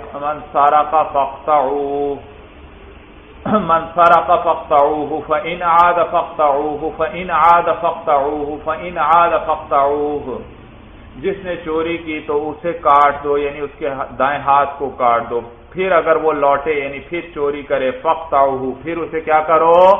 کاٹو، قطع کرو، یعنی اس کے بائیں پاؤں کو کاٹا جائے گا۔ فإن عاد فاقطعوه، اگر وہ پھر لوٹے پھر چوری کرے تو کیا کرو؟ اس کو کاٹو، یعنی اس کے بائیں ہاتھ کو کاٹو بھائی۔ فإن عاد، اگر پھر وہ چوری کرے چوتھی مرتبہ، فاقطعوه، تو اس کے دائیں پاؤں کو کاٹو اسے۔ وعندنا، اور ہمارے نزدیک، لا تقطع الید الیسری فی الثالثۃ، کہ بائیں ہاتھ کو نہیں کاٹا جائے گا فی الثالثۃ، تیسری مرتبہ میں، بل خلد فی السجن، بلکہ اس کو ہمیشہ جیل میں رکھا جائے گا، حتی یتوب، یہاں تک کہ وہ کیا کر لے؟ توبہ کر لے، یعنی اس پر توبہ کے آثار نمایاں ہو جائیں کہ یہ نیک بن گیا، متقی بن گیا ہے بھائی۔ تو ہمارے نزدیک بھائی اگر پہلی مرتبہ کیا کیا جائے گا؟ چور کے دائیں ہاتھ کو کاٹا جائے گا، پھر چوری کی اور پکڑا گیا تو اس کے بائیں پاؤں کو کاٹا جائے گا، اور پھر اگر اس نے چوری کی تو اب بائیں ہاتھ کو نہیں کاٹا جائے گا یا دائیں پاؤں کو نہیں، بلکہ اسے کیا کریں گے؟ جیل میں ڈال دیں گے۔ آپ دلیل ذکر کر رہے ہیں، کیوں؟ کہتے ہیں لِأَنَّ السَّارِقَ اسْمُ فَاعِلٍ، اس لیے کہ سارق جو ہے اس میں فاعل ہے، يَدُلُّ عَلَى الْمَصْدَرِ لُغَةً، یہ دلالت کرتا ہے مصدر پر باعتبار لغت کے، وَالْمَصْدَرُ لَا يُرَادُ بِهِ إِلَّا الْوَاحِدُ أَوِ الْكُلُّ، اور مقصد کے لیے ارادہ نہیں کیا جاتا ہے مگر ایک کا یا ساروں کا، ایک یعنی فرد حقیقی اور سارے یعنی کہ فرد حکمی، وہ مراد ہوتے ہیں۔ وَكُلُّ السَّرِقَاتِ لَا يُعْلَمُ إِلَّا فِي آخِرِ الْعُمْرِ، اور سارے سرقات کا تو علم نہیں ہو سکتا مگر اس کی آخری عمر میں فصار الواحد مرادا بیقین، تو ایک جو ہے وہ یقیناً مراد ہو گیا، وہ کیا ہوا؟ یقینی طور پر مراد ہوا۔ وبالفعل الواحد لا تقطع الا يد واحدۃ، اور ایک فعل کی وجہ سے نہیں کاٹا جائے گا مگر ایک ہی ہاتھ کو۔ وايضا فقطع دال على القطع، اور اس لیے بھی کہ فقطعو جو ہے وہ دلالت کرنے والا ہے علی القطع، کس پر؟ بھائی فقطعو امر ہے، اور امر بھی کس پہ دلالت کرتا ہے؟ مصدر پر، تو یہ بھی دلالت کر رہا ہے قطع پر، یعنی مصدر قطع جو ہے مصدر پر دلالت کر رہا ہے۔ وہو ایضا لا يحتمل العدد، اور یہ بھی جو مصدر ہے اور یہ بھی لا يحتمل العدد، عدد کا احتمال نہیں رکھتا۔ فلا تثبت الید اليسرى من الآیہ، تو لہذا بایاں ہاتھ ثابت نہیں ہوگا آیت سے، اس سے ہاتھ ثابت نہیں ہوگا بھائی، کیونکہ سارق سے سرقہ پر دلالت کی اور اس سے ایک چوری مراد، اور اقطعو نے کس پر دلالت کی؟ قطع پر، اور اس سے بھی کیا مراد ہوئی؟ ایک قطع بھائی۔ کدھر گیا؟ لا يقال فينبغي، یہ اعتراض یہ نہ کہا جائے، یعنی یہ اعتراض نہ کیا جائے کہ فينبغي الا تقطع الرجل اليسرى في القرة الثانية، کہ پھر تو مناسب ہے کہ نہ کاٹا جائے کس کو؟ بائیں پاؤں کو، فی القرة الثانية، دوسری مرتبہ میں، پھر تو مناسب یہ ہے کہ بائیں پاؤں کو بھی نہ کاٹا جائے، اس لیے کہ فقطعو امر ہے، اور امر نے کس پر دلالت کی؟ قطع پر، اور قطع کے ذریعے کیا مراد ہے؟ ایک ہی قطع مراد ہے، ایک مرتبہ کاٹنا، لہذا اب دوسری مرتبہ میں بائیں پاؤں کو نہیں کاٹنا چاہیے۔ لِأَنَّا نَقُولُ، اس لیے کیونکہ ہم کہتے ہیں، یہ اب جواب دے رہے ہیں، اس لیے کیونکہ ہم یہ کہتے ہیں کہ إِنَّ الرِّجْلَ غَيْرُ مُتَعَرِّضَةٍ بِهَا فِي الْآيَةِ، کہ پاؤں جو ہے وہ غیر متعرض بہا ہے آیت کے اندر، یعنی اس کے در پہ نہیں ہوا گیا، اس کو نہیں چھیڑا گیا، پاؤں کا ذکر ہی نہیں کیا گیا، یعنی آیت کے اندر پاؤں کا آیت میں ذکر ہی نہیں کیا گیا۔ فلا باس ان یثبت بنص آخر، تو کوئی حرج نہیں ہے کہ وہ ثابت ہو جائے دوسری نص کے ذریعے، دوسری نص کے، اس کا ذکر ہی چونکہ نہیں تھا لہذا اس کو دوسری نص کے ذریعے ثابت کرنے میں کوئی حرج نہیں ہے بھائی۔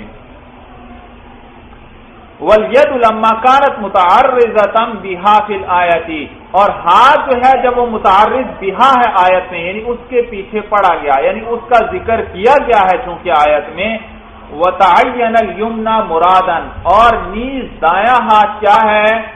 متعین ہے، مرادا منہا، اس سے مراد ہونے کے اعتبار سے، کہ اس ایک ہاتھ سے آیت سے کیا ثابت ہوا؟ ایک ہاتھ، اور ایک ہاتھ کون سا ہے؟ کون سا مراد ہے؟ دایاں ہاتھ مراد ہے مولانا، سمجھ میں آیا بھائی؟ یہ اجماع بھی ہے، سنت حدیث قولی بھی آتی ہے، حدیث فعلی بھی آتی ہے۔ حدیث قولی جس میں حضور صلی اللہ علیہ وسلم کا قول ذکر ہوتا ہے، حدیث فعلی جس میں حضور صلی اللہ علیہ وسلم کا فعل ذکر ہوتا ہے، تو یہ حدیث قول اجماع بھی اس پر ہے کہ اس سے کون سا ہاتھ مراد ہے؟ دایاں ہاتھ۔ حدیث قولی میں بھی ذکر آیا، حدیث فعلی میں بھی ذکر آیا، اور حضرت ابن مسعود رضی اللہ تعالیٰ عنہ کی قرات جو ہے اس کے اندر ایدیہما کی جگہ ایمانہما آیا ہے، ایمان دائیں ہاتھ بھائی، سمجھ میں؟ اس سے بھی پتہ چلا کہ اس ایک ہاتھ سے کون سا ہاتھ مراد ہے؟ اچھا،